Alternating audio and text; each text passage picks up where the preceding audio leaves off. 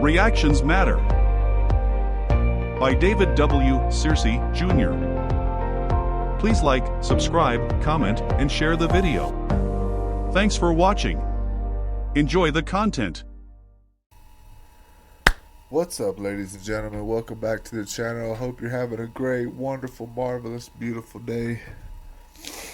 It's that time of the evening. We're getting ready for bed, so we came out here to check out this one good video.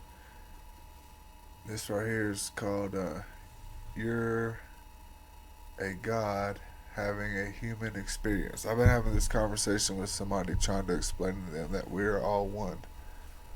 They're having a hard time getting it, so let's see if this helps. You're going to feel uncomfortable. This is a sensitive topic, but that's okay. You'll learn. I'm going to talk about the true nature of your existence and how you're not just a human being, but a God particle having a human experience. Your physical body is just a temporary vessel for the real you as an eternal soul.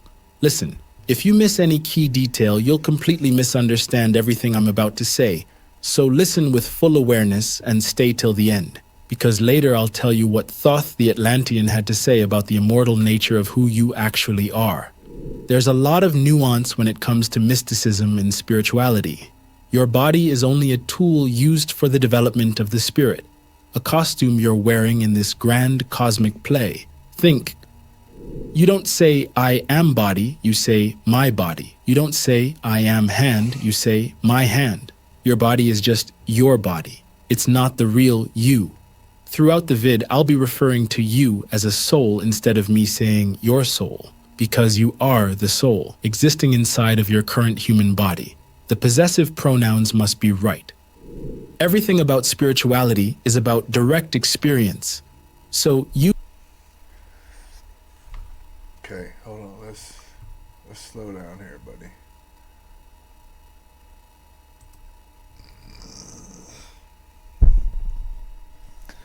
So right now, he said so far that we're a God particle, right? We are God, but we are not God individually. We are God collectively. So it's not a singular. It's a multi. Like there's no more than one God. But that God is in fact all of us, a God particle. In other words, he broke off a piece of him and made us. That's how that goes. Let's see what happens. Is about direct experience. So use the wisdom I teach you as a guide to help you experience these facts. Because what I'm sharing is not a theory. It's the result of direct experience and deep inner work done by myself and our mystics at the library. Self-realization at the highest level. Your purpose in life is to remember your true nature as a part of the all, to realize that you, as the soul, are immortal. You've always been immortal. You exist in human form currently, but you aren't human. You're a multidimensional being of light, a fragment of universal consciousness, experiencing itself through the lens of physical reality. If you want to dive deeper into this topic with me, then give us a like and subscribe. We'll help you while you help us. Now, I'll teach you about your universal essence in relation to the oversoul.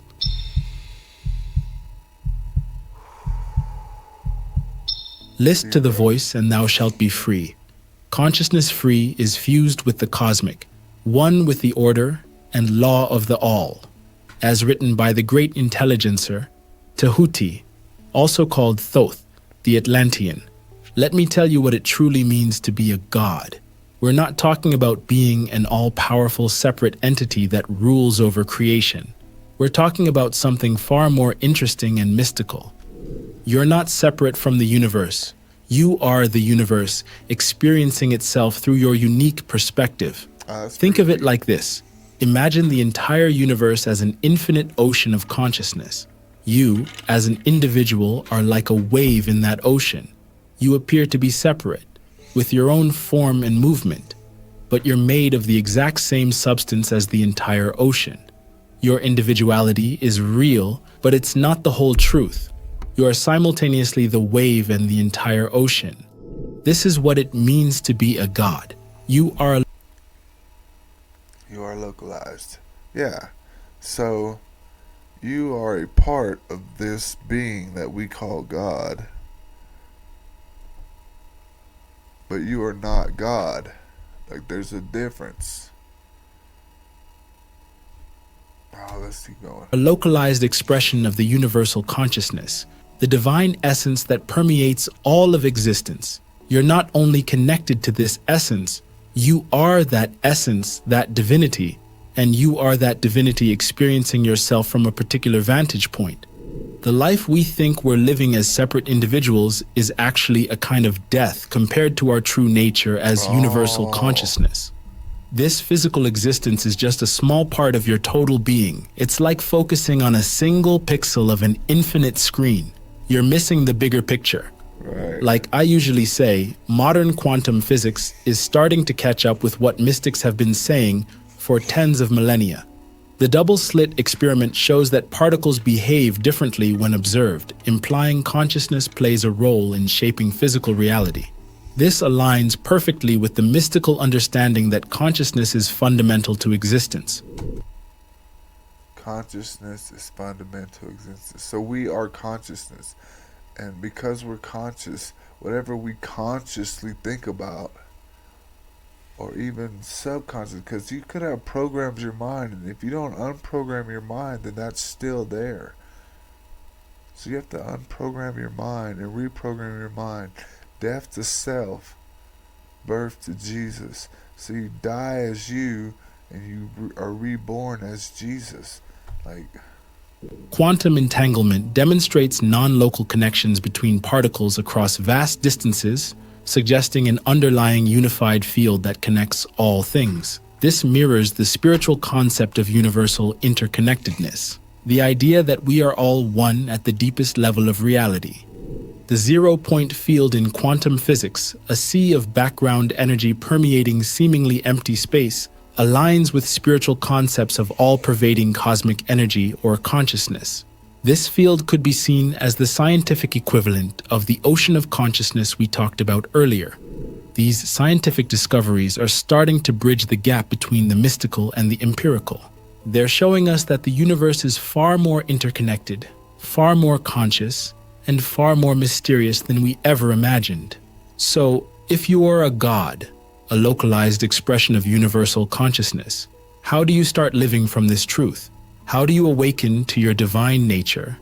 The first step is to question your current identity. You've been conditioned to believe you're just a physical body with a separate mind. But is that really true? Start observing your thoughts, your emotions, and your sensations. Notice how they come and go while something in you remains constant. That unchanging awareness is a glimpse of your true nature. There are okay. There's a lot to dive into right there. Man, this is deep, huh? a physical body with a separate mind. But is that really true? So who are you? Like, somebody else named you your name. That's not who you are. You're not what you do. That's what you do. Like,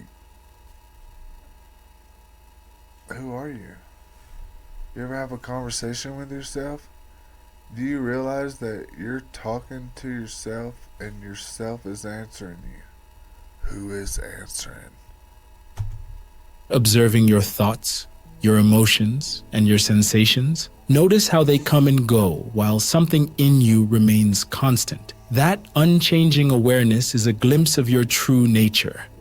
There are states of consciousness that exist beyond physical form. These are not mythological concepts. They're maps of consciousness, showing us the vast terrain of awareness that exists beyond our normal waking state. I've experienced these states firsthand through deep meditation and other spiritual practices. Try this. Close your eyes and focus on the space between your thoughts. As thoughts arise, don't engage with them.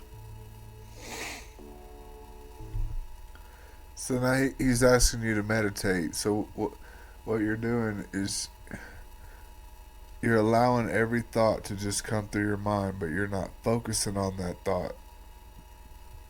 If you focus on one thought and you realize you're focusing on a thought, come back to focusing on your breathing, because in between the thought is the breath. Just notice the gaps between them. And you can actually slow your mind down enough to where you don't do a lot of this kind of thinking. That space of pure awareness, free from thought, is a taste of your true nature as universal consciousness. Comment below if you're starting to see how deeply you're connected to the divine. Now, let me tell you how to transcend the limitations of the body.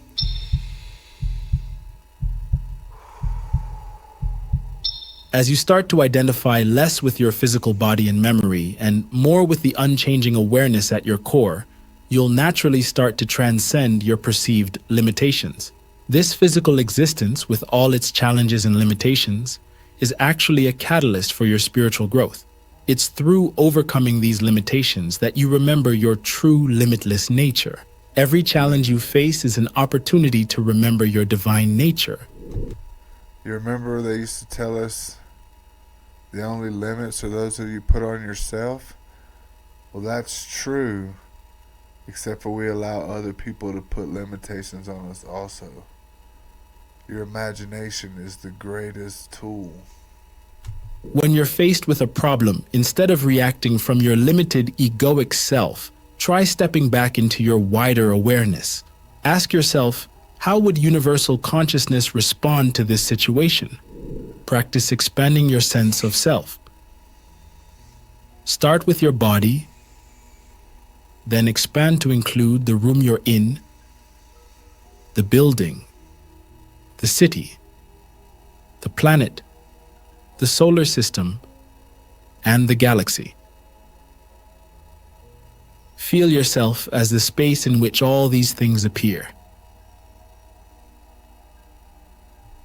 This is your true magnitude as a god, as vast as the universe itself. When you align more with your true nature as a universal consciousness, you'll start to understand your role as a co-creator of reality. Your thoughts, beliefs, and expectations are literally shaping the reality you experience. Start paying attention to your thoughts and beliefs. Are they aligned with your true unlimited nature, or are they based on old limiting ideas about who you are? Old limiting ideas, that right there is a big deal, because we tend to hold on to the past.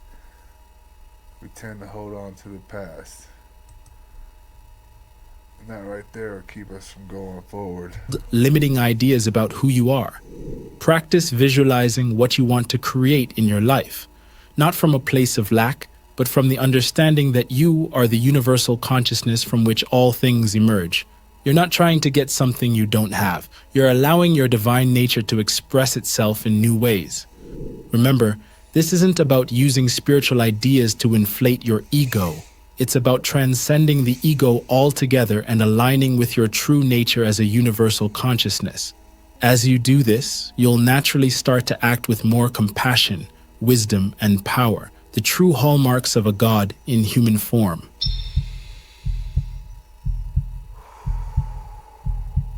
You, as the soul, aren't a singular, isolated entity.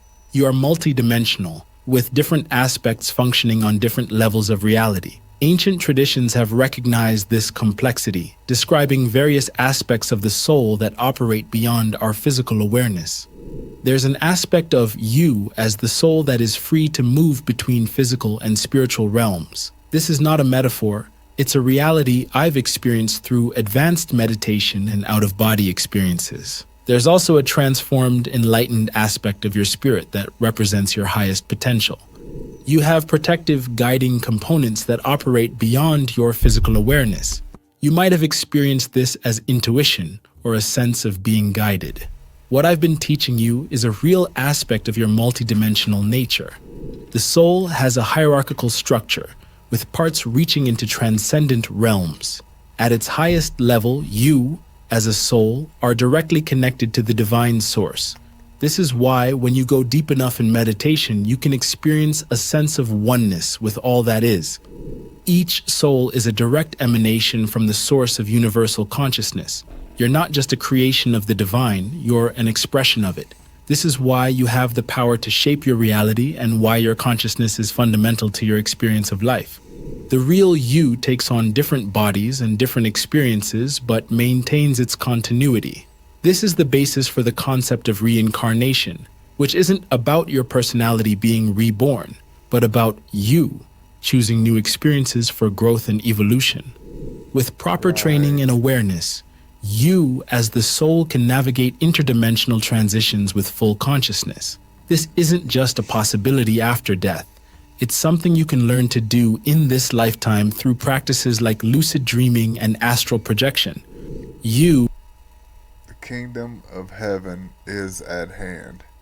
The kingdom of heaven is inside of you.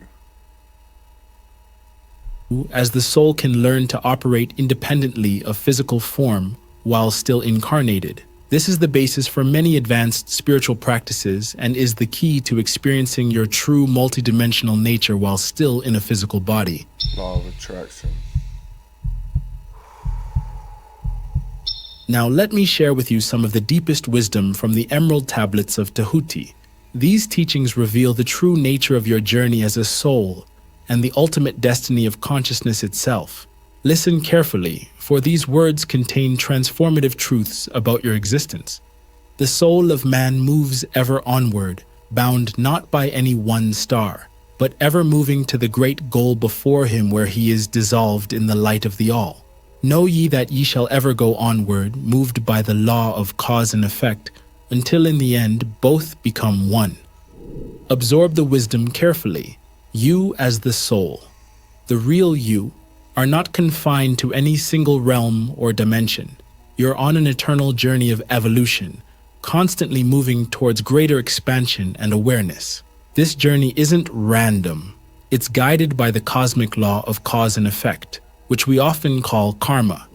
But here's the key. The ultimate goal of this journey is to dissolve into the light of the all. This doesn't mean you cease to exist. Rather, it's a state of perfect union with the divine source, where you realize your true nature as one with the universal consciousness. The tree of life. This journey isn't just about personal growth. It's about the evolution of consciousness itself. Tahuti reveals this cosmic plan in another mystical passage. In a time that is yet unborn, all shall be one and one shall be all. Man, a perfect flame of this cosmos, shall move forward to a place in the stars. I shall move even from out of this space-time into another beyond the stars.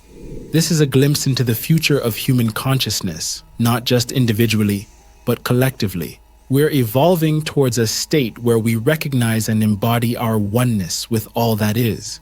In this state, we'll transcend the limitations of our current space-time reality, accessing dimensions beyond our current comprehension. You, as a perfect flame of this cosmos, are a crucial part of this evolution. Your journey of awakening, of remembering your divine nature, contributes to this collective shift in consciousness.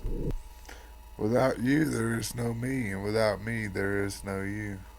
But don't think this means we're all on the same predetermined path. Tahuti makes it clear. No consciousness follows the path of those before it, else all would be repetition and vain. Each consciousness in the cycle it exists in follows its own path to the ultimate goal. Each plays its part in the plan of the cosmos. Each plays its part in the ultimate end. The farther the cycle, the greater its knowledge and ability to blend the law of the whole. Oh, I wanted to stop on that. Hold up. We gotta go back to that. Let me read that again.